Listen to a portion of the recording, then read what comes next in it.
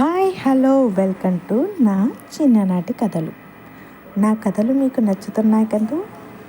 అయితే like, share and subscribe. దేవాపురంలో రామయ్య, సీతయ్య అనే మిత్రులు ఉండేవారు. ఇద్దరు కూలీ పని చేసుకుంటూ కుటుంబాలను పోషించుకునేవారు. కానీ కొన్ని రోజులకు వాళ్లకు ఎక్కడికి వెళ్ళినా పని మాత్రం దొరకట్లేదు. అలా పని వెతుక్కుంటూ ఒకసారి పక్క గ్రామానికి వెళ్ళారిద్దరు. అక్కడ పని దొరక్కపోవడంతో నిరాశగా మళ్ళీ ఇంటి బాట పట్టారు. నడుచుకుంటూ వస్తూ కాస్త విశ్రాంతి తీసుకుందామని దారిలో ఓ బండరా మీద కూర్చున్నారు. అక్కడ కూర్చున్న కాసేపటికి వాళ్లకు, మీరు చాలా అదృష్టవంతులు, నేను వరాలిచ్చే రాయిని, నా మీద కూర్చొని ఏ కోరిక కోరుకున్నా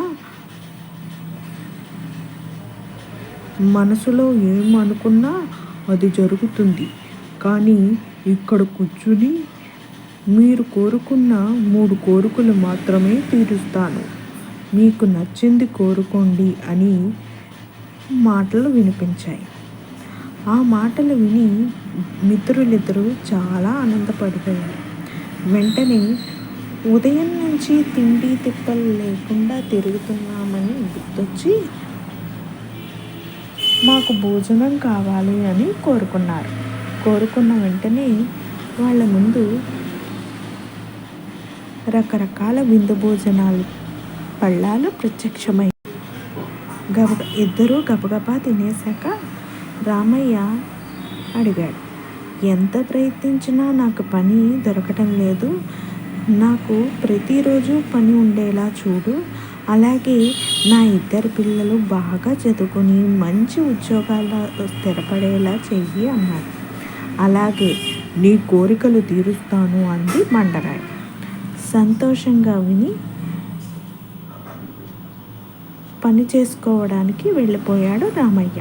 కానీ సీతయ్య మాత్రం నాకు 100 సంచులు నిండుగా బంగారు నాణాలు కావాలని కోరుకున్నాడు. అతను కోరుకున్నట్టుగానే అన్నీ ప్రత్యక్షమయ్యాయి. కోరుకున్న ధనం వచ్చిందని ఎంతో ఆనందించాడు సీతయ్య.